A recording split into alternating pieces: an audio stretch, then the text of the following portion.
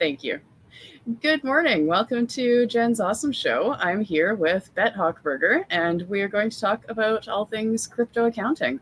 So, yeah. So, how did you have your CPA? How did you get into crypto? Kind of accidentally, but not exactly. So, if I go really, really far back in time, I don't want to say how old I am, but if you go really far back in time, my undergraduate degree is actually in engineering. So I've always been like a tech person, really like the world. And it wasn't like something fun like computer engineering, it was material science. And my real initial dream in life was actually to build roller coasters because, fun fact, gravity hasn't changed a lot in a very long time. The improvements in roller coasters all comes from the materials and like the lubricants and things like that make them go faster. So, oh my God, there's a very large, scary looking wasp that keeps flying around me. Sorry. Oh dear. Well, if you run away screaming, I'll know why. Exactly. I'm like, let me just keep an eye on it. Yeah. So I started out in the tech world, and then I'm like, quantum physics and things like that are really hard. Like relative tech was like biotech kind of space, and materials engineering, that kind of stuff. And I was like, I don't really want to keep doing this forever. And it was like the ripe old age of like 21 at the time. So like, what about accounting? Still has a lot of math.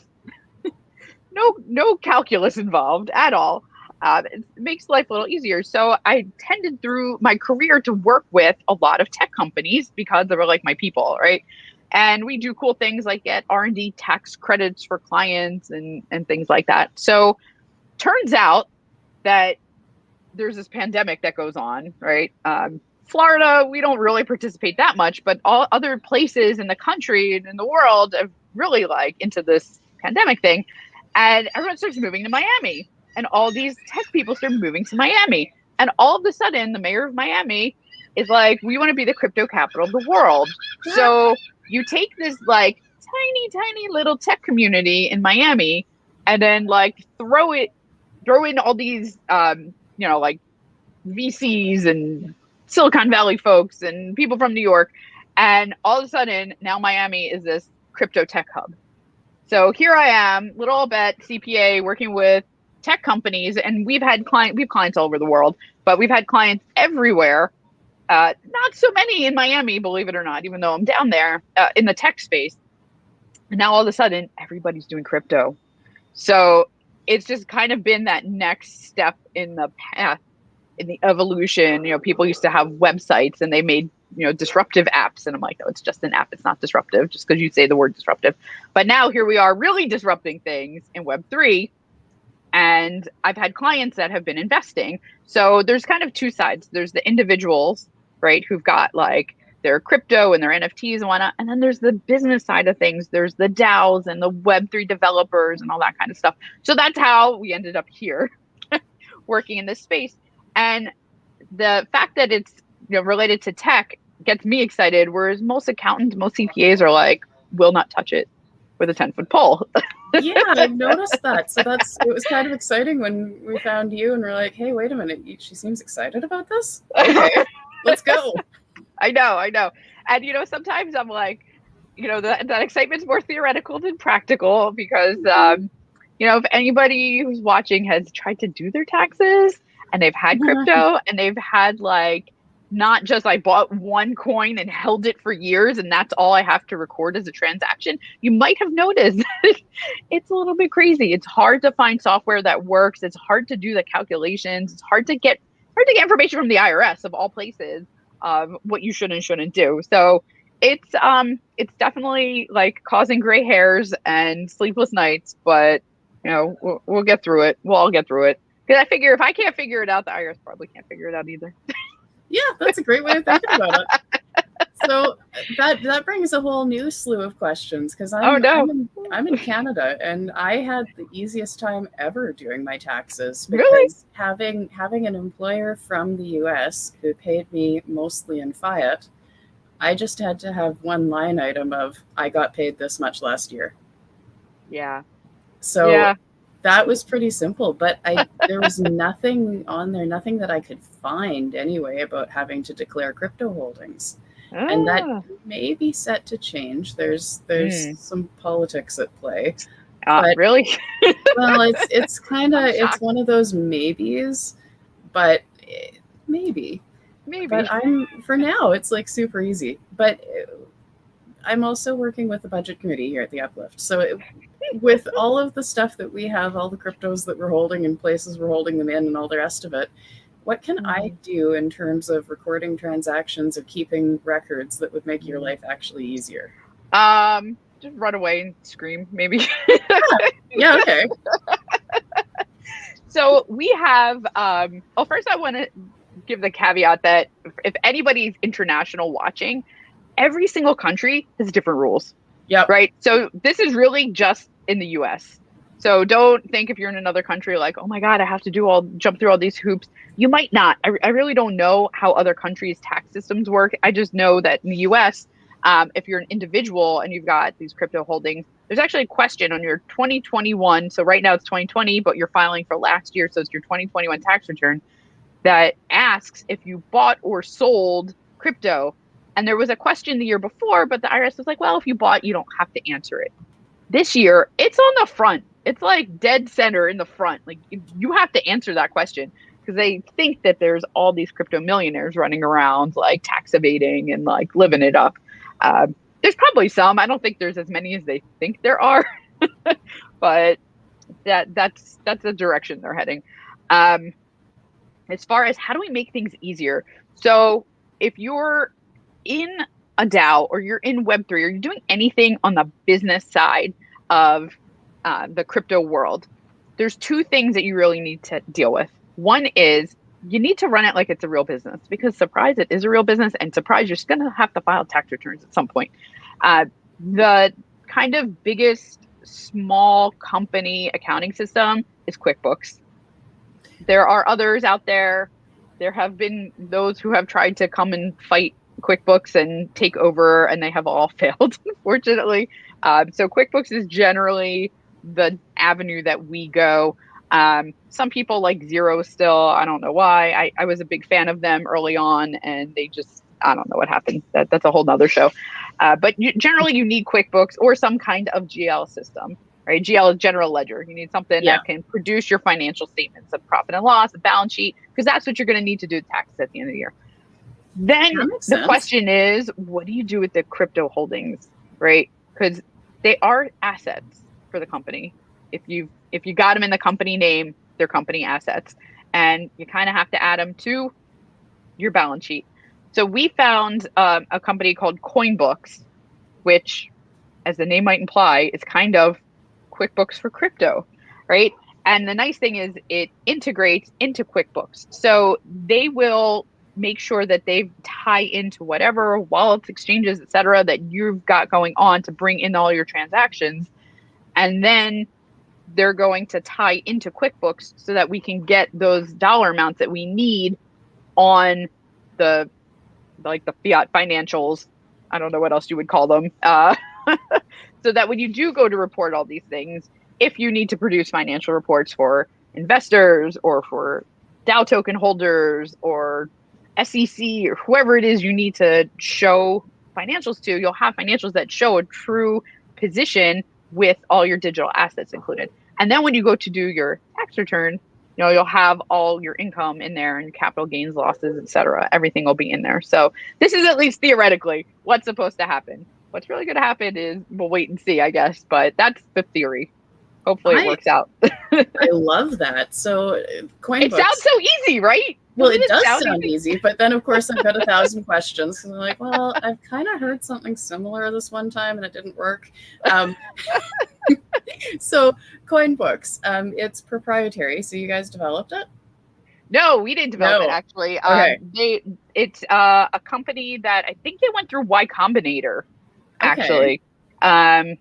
And they reached out to me. They found me. They saw that we were doing a lot of work with crypto clients, and they were like, "Hey, you should check this out." And I was like, "Oh my God, this looks amazing."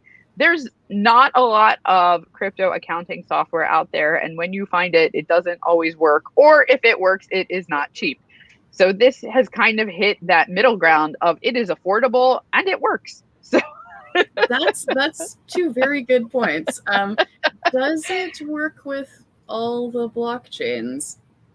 all of them, I would guess the answer is no at this point, but they are developing things all the time. So basically what happens is if I get a new client onboarding with them, they specifically will ask you like, where do you need to connect to?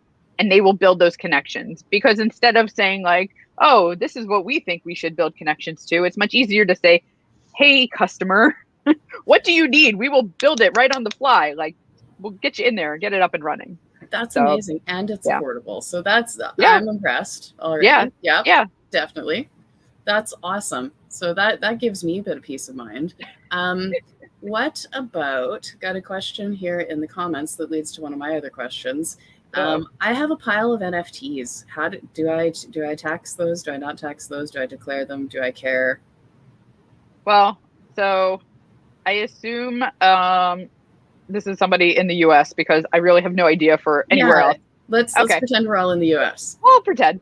Man, this wasp is just freaking me out. Yeah, I have the wasps. I understand. They were in my basement for a while. To dig into the railing over here next to me or something. I don't know. It's big too. It's scary. All right. Sorry, digression. So NFTs, I mean, it's kind of the same whether it's an NFT as if it's a coin, because if you buy it, there's no transaction, right? Until you sell it. Until you sell it, nothing really happens. Now, it could be that there's some utility tied to that NFT that gets you possibly income or some other benefit. Now, that's diving like really, really deep. But if you're just holding the NFT and we're kind of ignoring like any smart contracts or benefits that are tied to it, if you buy and hold, it's like a stock, right? If you buy and hold a stock, there's nothing to do. But if that stock kicks off a dividend, well, now you might have income, right? So it's going to be the same thing with the NFT. Is it kicking off a royalty to you? Well, now you might have income. Things like that, you kind of have to dig in a little bit deeper. But until you sell it, there's really nothing to do. Okay, so if I have a pile of miners that are getting the Upliftium, which is another NFT, but one that I can sell or change into different named tokens, do I have to care about recording that? Oh, mining is a whole nother bowl of wax, because here you're having different transactions that are happening throughout your process, right? So the mining, you're kind of creating something, right? And then there's always this like debate here. Like, what is really technically considered income? And then what kind of income is it? And this is true even outside of the crypto world. You're always having to figure out like, well, when do I have revenue, right? And the example I like to give, and this is going to date me a little bit, eBay. When eBay first started, right, they were initially saying, hey, look at those nifty AirPods that somebody sold on our website. They sold it for $200. eBay made $200. No, eBay didn't make $200. The person who sold it did. You were just processing. So your fee on there, and I don't know what their fees are. They're probably fairly high at the beginning, because that's how most industries work. Say it was 5%. All right, well, your real revenue was 5%, right? It wasn't all yours. So you have to kind of figure out like, what is your revenue when you're mining? Is it the value of the coin? Could be. Does that coin have value? How are you determining the value? There's so many questions. And this is where that's like, oh, it theoretically sounds easy. I'll just put it into coin books and they'll make it all look pretty and show it as income and figure out the value. It's, the reality is it's much more expensive than that. But so you should theoretically have an income event with the mining. And then if you do go and convert it to something else, well, now you've got a capital transaction. So theoretically, at least, there's a lot of steps. And every time you do something, you have to kind of look at that point and say, what's going on here, right? Is this income? Is this a taxable event? Is it not? Can I figure out how to make it not a taxable event? It's kind of where we come in and try to be helpful. It's like, well, how could we avoid this being taxable? The other thing that you kind of have to worry about is self-employment income in the US. So that's why I would say you have, what kind of income is it? You have kind of ordinary income, which is, if you've got just a job, you have ordinary income. Self-employment income means it's subject to not just income tax, but it's subject to self-employment tax. What is self-employment tax, right? That's the next question. If you ever have a paycheck, right, they take all those taxes out of your check and you're like, why do I even work? Because it's all gone now. The taxes that aren't federal withholding or state withholding, those other ones, the Social Security and the med taxes, those are payroll taxes. So when you're an employee, you pay half of payroll taxes and the employer is paying the other half. Well, self-employment taxes are the same thing, only because it's all you're your own employer, you're paying both sides. So it kind of sucks. Yeah, exactly. Okay. Yeah. So it's like you're getting shafted like an extra like 7.5% for the pleasure of working for yourself. And now, we've got ways of trying to mitigate those types of things. We get into tax planning, things like that. I probably went a little bit down the rabbit hole there for your simple question of what about mining? Oh, that's okay. This is all good. So yeah, the reality is it gets so complicated so quickly. Please don't ask me about staking. Well, that is a question, but that's like a deep dive in its own, and I know that. Yeah. Staking is its own situation, and a lot of times, people get involved and invested into things that give you some kind of benefit, right? That's where you're having to read contracts to see what, if anything, is a taxable event here. Like, are they rewards? Because what I generally hear is, if you're getting some kind of benefit or utility out of being invested in a fund, in some kind of pool, an NFT, a lot of times they're considered rewards, like a credit card reward isn't taxable. Same idea. But is that always going to be the case? I don't know, because when I hear people who have projects where they say things like, oh, we're guaranteeing you 4% interest.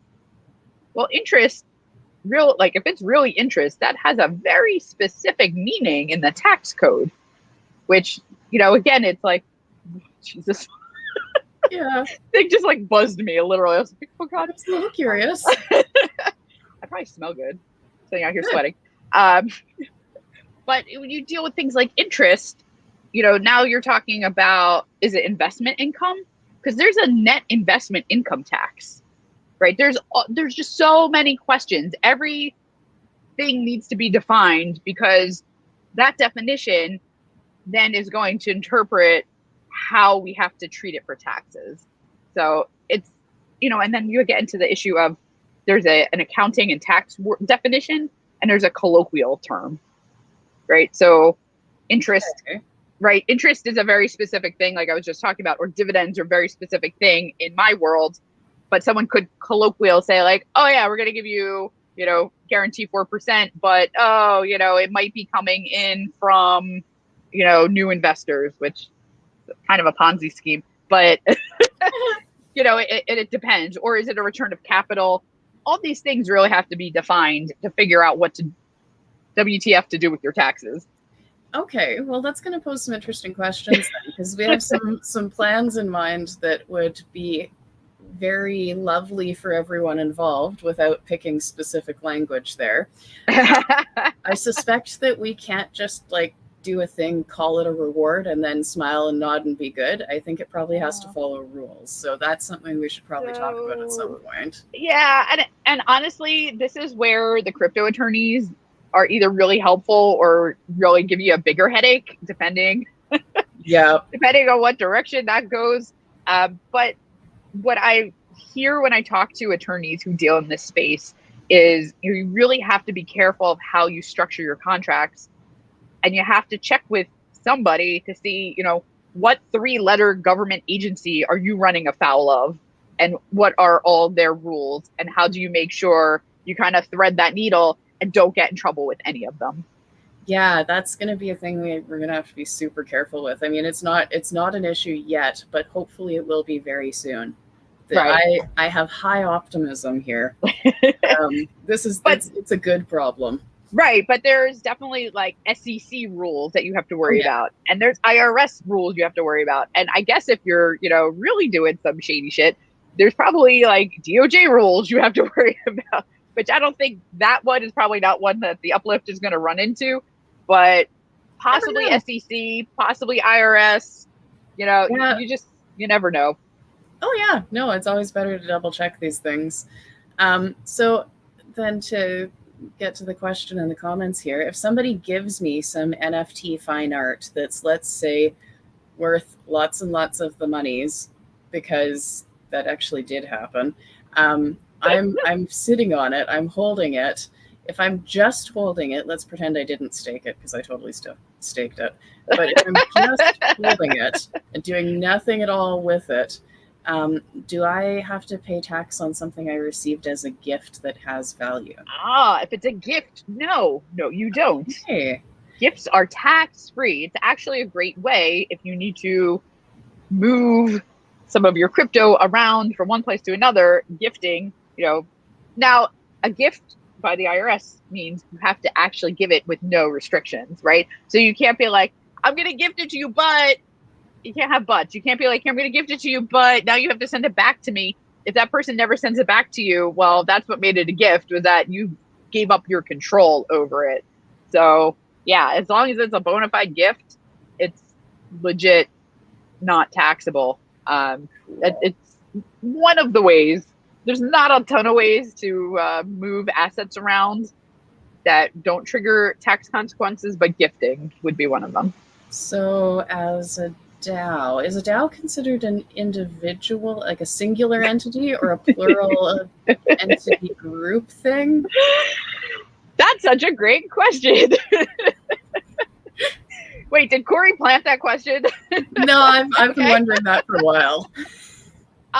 So a DAO, it itself is a thing, right? Like you can have a corporation. The corporation's a thing. A DAO is its own thing, made up of members. Presuming you're talking about a DAO LLC. There's a few states that let you set up DAO LLCs. I'm very sad that Florida is not yet one of those states. But there's hello. The family. Awesome. So the DAO itself is an entity. It's made up of its member, owner, coin holder, equity people. Okay. That's a good answer. That makes sense. That's but it can do its own things though as an entity. Like the owners can say, hey, we think it would really be great, if we bought a building in meat space and we want to go buy a building. And the DAO could then own a building, right? So you would have to figure out like, well, what does that mean for the members? Like, do they each own a little piece of building? Like, what are we doing with this building? But yeah, the DAO can do stuff on its own.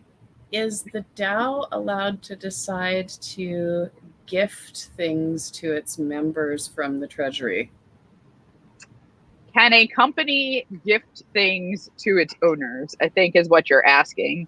Kind of. And it sounds a lot shadier when you phrase it that way. So I'm glad I'm asking. Well, can it? I actually am not sure. That's a really good question. It generally isn't done that companies or LLCs don't generally gift things. I think because I don't know that there's a gift tax provision for companies. So if I'm an owner and the company wants to give me something, right? And the only thing we can do is correlate this back to what already exists and how things already operate, right? Unless someone comes along and says, oh no, we're going to make up new rules for this space and it's going to be totally different, which is possible, but we're not there right now. If I had a traditional LLC and the LLC was like, hey, we're sitting on a lot of cash. We want to give cash to the owners or the members is what they're legally called. That would be either a return of capital or a distribution, right? Okay. Not really a gift. Now, if you're a corporation and you're sitting on capital and you want to give it to your owners, well, now it's either a return of capital or it's a dividend. And a dividend is a taxable event, right? Not in an LLC, right? Giving out cash to owners is not a taxable event in LLC. Okay. So it probably wouldn't be a gift. It would be an equity distribution. Okay. And if we did something like that, if we're doing something like dividends, like this is familiar to me from, say, being a stockholder in a traditional corporation. Yes. Yes. So does that then mean that suddenly DAO tokens are functioning like securities, and that's a big ball of worms I don't want? I don't know. You'll have to talk to your attorney. Yeah. So this is so many questions. Because no matter what we end up doing, we don't want to run afoul of anything whatsoever. Right. We don't want to get attention from those people. So I don't actually know. I don't know SEC rules like that. It's really far outside of what I deal with. And I don't deal with public companies. My firm is way too small for that kind of a thing. So I don't even do SEC filings. I don't do any of that kind of stuff. I don't know what you run afoul of, except I think if you start acting like a financial instrument and just saying, we're sitting on a bunch of value here and a bunch of liquid value, really. You need it to be liquid, not just theoretical value. We have a lot of liquidity.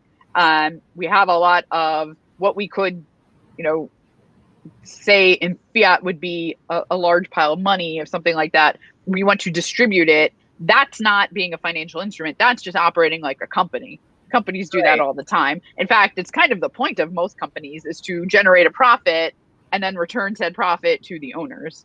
So that I don't think is necessarily a problem. How did you get there could be where you run into SEC problems, and that's where you need the attorneys to kind of weigh in and be like, yeah, yay or nay. Okay, this is all good. Yeah, I don't know a lot about it. I haven't worked for very many places where they gave gifts to people. The last place nowhere I worked or it's token. It's like a tiny little thing, right? Yeah, well, I worked for one place that paid us in fun things like liquor store gift cards and giant slabs of meat, like giant fill your freezer slabs of meat. That's so it was. Did they fall off of trucks? Is that why they had them to pay you? Okay. It was the fancy schmancy cuts, and it was delicious, and it lasted for a long time in the freezer. But it was very different, and so of course, I'm curious about all these things. Well, and that's also where you're talking about more of like an employee compensation situation, also, and employee benefits versus owners. Yeah, well, and that's something we have to be careful about too. I know that much. We can't confuse owners and employees. Right. I don't know that anybody, I don't know if you have anybody, well, you probably do have people who are both like working for the DAO or for, the Uplift in general and also own something. And it's not unheard of. There are companies, I think King Arthur Flour is like an employee owned company. There are special structures for doing things like that. I don't know a whole lot about it. I just know that it exists. But you have different buckets, right? You have different buckets for dealing with those things. So if you're paying a developer and you're like, hey, thanks for all your great work developing the Uplift, here, have some Upliftium tokens as payment for your work. Okay, now they're a contractor or they're an employee.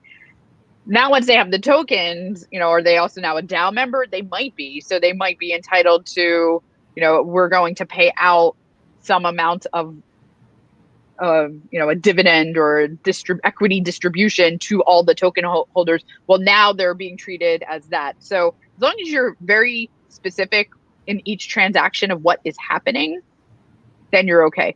I'll give you the real world corollary. It's probably the easiest for most people.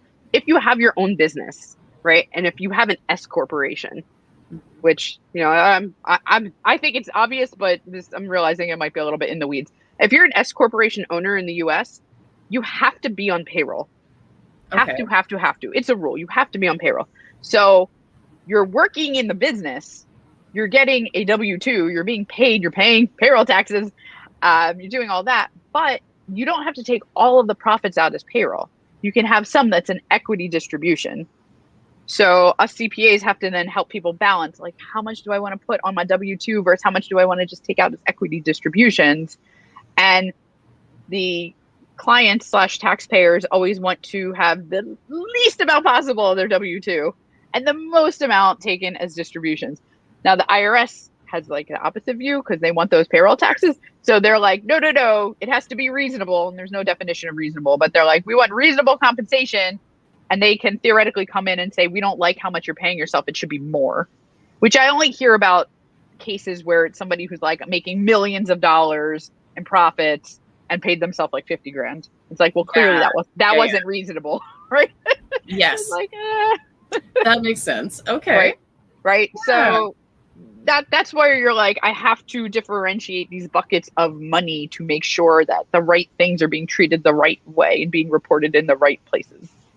Okay, well, I'm good with that, and I'm definitely good with keeping all the transactions separate. That's a huge one for me, because if you don't, it's just a nightmare later. Yeah, it is, and some things you can kind of finagle a little, but I think what's tricky is the crypto world is so new that anything that gets examined is going to get examined with a very large magnifying glass. Yeah. So the better you are at your record keeping, the better it is for everybody. Definitely. Yeah, that record keeping thing is huge for me. I really, really hate incomplete records. It bugs me to the no end. Then you are the perfect person to be dealing with the budget committee. Excellent. Okay, so I'm just wondering here, if because the idea of a DAO is still very new to me. So the DAO as an LLC, new to everybody, an entity with many things going on, but seen as a singular entity with lots of people. Yeah, so singular plural, a hive of bees. But I guess that's that's a great one. So, beehive. Yep. We have a beehive. We're here in the metaverse. Although theoretically, you shouldn't have a queen, though, right? In the DAO, like that's the theory. Yeah, a hive with no queen, a queenless hive. Ooh, that's autonomy at its best. Okay, or just chaos. I don't know. Well, sometimes it is a bit of that, I'll admit. Okay, so then how? Too many how questions. I'm gonna switch it up here. Okay. We're hanging out here, talking, but we also you have some land in the metaverse. We haven't even had a chance to talk about that or get you in or anything. I want to. No, and I'm on my silly Chromebook right now, so I'm like, I can't make it work. We're working on a bit of a fix for that. It's just going to take a little bit more time. Hopefully, I'll be back to like reality next week, so I'll be back on a real computer. Awesome. Well, we are working on a fix to integrate multiple versions of the Minecraft all into one. So wow. That would make it more accessible for everybody, which would be super nice. That's cool. But yeah, I didn't know about the Chromebook thing until recently. I was trying to do it with somebody and read up on it. They're like, oh, you have to enable Linux in developer mode. And I'm like, oh, no, that's outside my skill set. Thanks. Never used it. Probably ought to learn. Yeah. So fun fact, I actually, when I was talking about how I went to engineering school, I actually went to MIT. And they're like, at the time, the computer system you had to deal with, and I have no idea what they deal with now. We had to learn Unix codes and like commands to like check our email. If I had to do that now, I couldn't. I'm too old. I can't learn new stuff like that. But I saw it was like Linux. I'm like, oh, does any of those brain patterns still exist in my head to try to do anything? I'm like, best not try to even dust off those cobwebs. Because, and it'll have changed too. Like the basic foundation is probably still there, but everything changes quickly. Yeah. So. And this was more time ago than I would like to admit on the internet. So, I mean, you could Google it and find me, but yeah, fair enough. You can do the math yourself and find out how old I am. But yeah, it's been a minute since I've had to deal with anything in Unix, and I was like, oh God, no. I'm like, I don't understand. I'm like, help. I'm like, where's my 12-year-old? Help me. Yeah, no, I'm not there yet. And I think I should really put that on the list of things I really should learn one of these days when I have time. When you have time. I don't think your free time is increasing. It's probably decreasing. I don't have free time.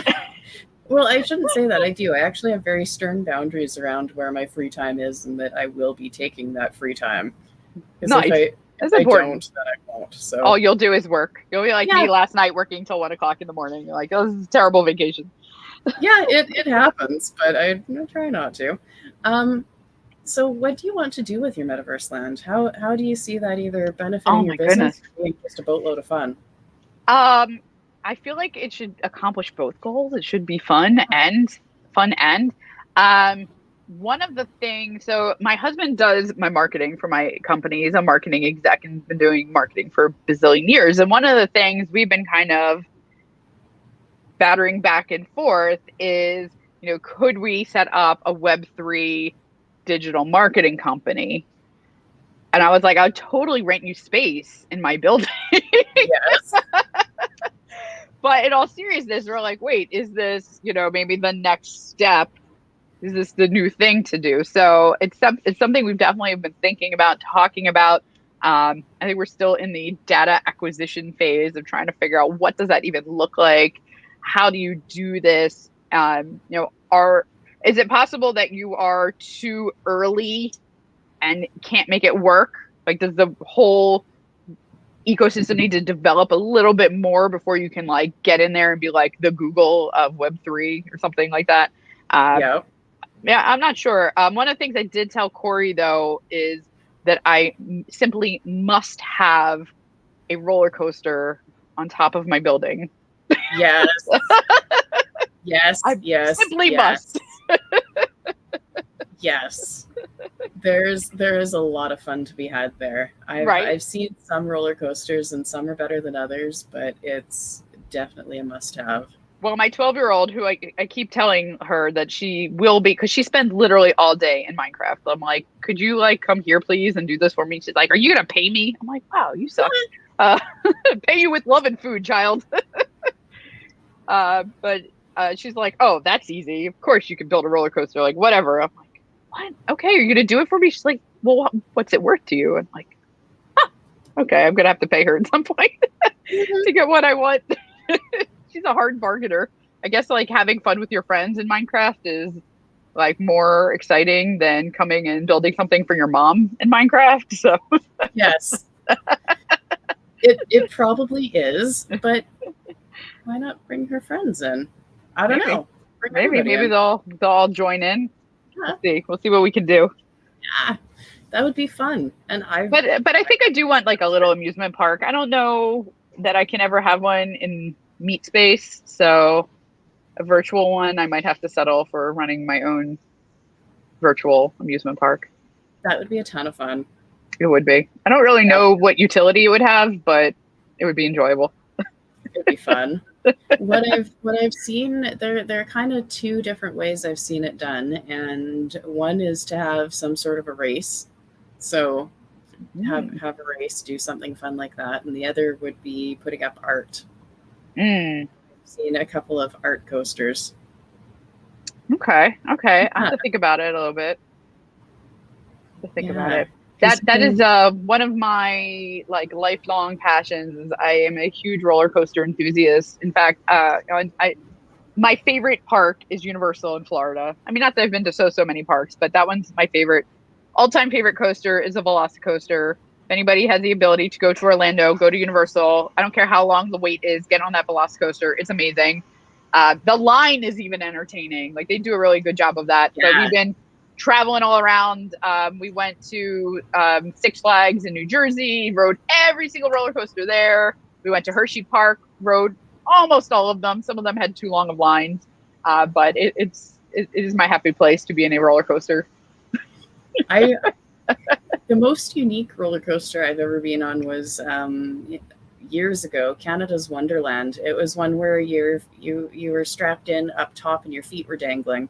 So I like those. You can't wear shoes or socks or anything. Yeah. I was with my grandmother and she had to take her hearing aid out and she was really, really questioning her judgment at that point. And, but she went, I was with my cousin and there were about half the roller coasters I didn't want to go on. They were terrifying. But she went on all of them. So. Yeah, I think the two scariest I have been on were both at Six Flags Great Adventure in New Jersey. One is Superman because it does that whole strap you in, you're dangling, but it takes you in and tilts you this way, right? So you're like face down. And I realized that the most horrifying part of roller coasters is that initial incline, right? And you have to get up to have the speed and everything, or they have to launch you, whatever it is. But normally you look down, you look at your lap, and you're like, okay, like I know I'm high up in the air, but I don't know how high. When you're looking straight to the ground and there is nothing there. And my son is like Daredevil, right? He's like, wee, I'm Superman. I'm like, hold on to that thing. And he's like, why? I'm like, we're strapped in. I'm like, I'm terrified. Hold on. Yes. I couldn't look. I had to close my eyes until we got over the initial thing. That one was terrifying. And then they have one called King de Ka that is the highest roller coaster, I think, I don't know, in the country, in the world, whatever. The whole thing is, it just propels you forward. You go up and you kind of like twist over this like very steep, like, and then go right back down. That's the whole thing. And there's a sign right before it launches you that says, if you don't make it all the way over, that's a safety feature. You'll come back and we'll try again. And I was like, oh, hell no. If we don't make it over, let my ass off of this thing because I don't want to try again.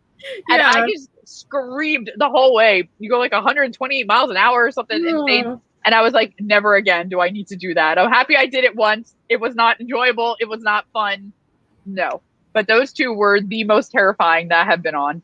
Everything else, sometimes wooden ones, if they're real rickety, can be a little bit scary for a different reason. But those two, that was it. I'm like, one and done. Everything else, I just keep riding and riding forever and be very happy.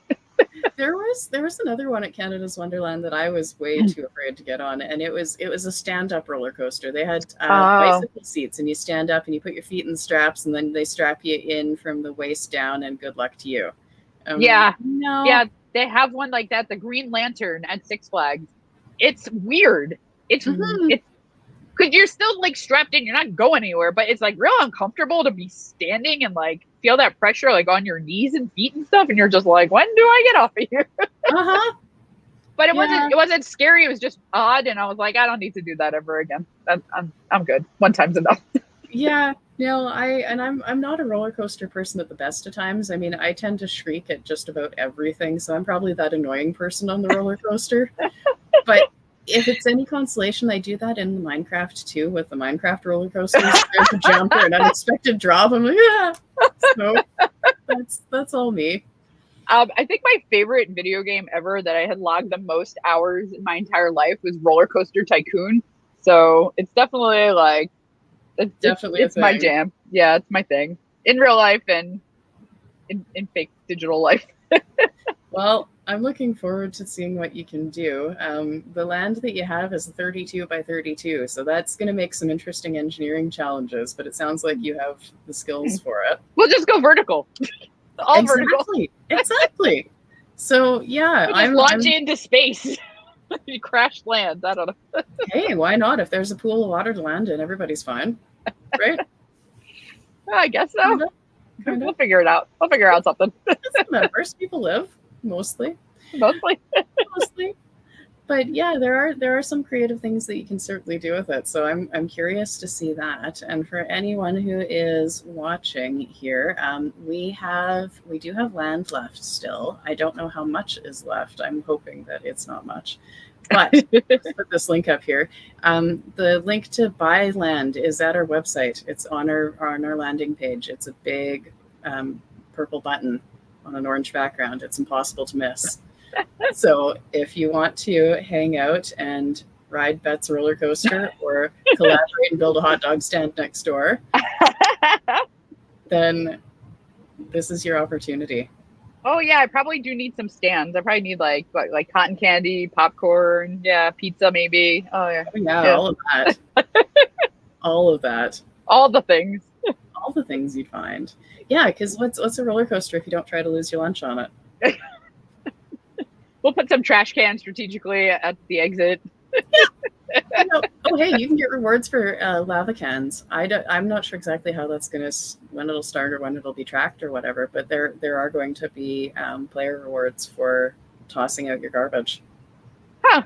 Yeah. All right. So that's a thing. That's a thing. All right. So we'll try to make people puke. Yes. Yes. Well, maybe not in the metaverse. I don't know. Meta puke? Gonna puke? I don't know. That sounds like it's one of those. I'm scowling, but somebody could probably make a buttload off of NFTs. Metapuke. Yeah, probably. There's weird stuff in the world. Yeah, not my thing, but there's an idea. If anybody makes lots of money off of it, remember me. Build me into the smart contract. I want royalties forever. Yes. Somebody's probably already doing it, so it's the probably internet. He's always doing it. Anyway, thank you for joining me. This has been fun. Yeah, thank you, Jen. I'm happy to overwhelm everybody with knowledge of taxes that they wish they didn't have. I'm grateful for all of it, because now I know I have better questions to ask now. So yeah. Unfortunately, a lot of times you talk to me and then it's like, well, I maybe answered your question, but I probably just made you think of more questions to ask. Yeah, but at least now I know the right questions to ask. So that's true. A much better foundation. So thank you. And is there anything you wanted to add before we take off? I offer, like in real life, offer free consults. So if anybody's struggling with their crypto and trying to figure out their taxes and trying to figure out what is going on, please feel free, reach out to me. My website is bettehochberger.com. It's pretty easy. And I think we own the name on every social media. So there's no other Bette Hochbergers running around. I'm the only one, especially the CPA one. So find me, get on my calendar for a free consult. Happy to help any way I can. Usually we can help. Sometimes we can't, but we try. And if we can't, we usually point you at least in the right direction.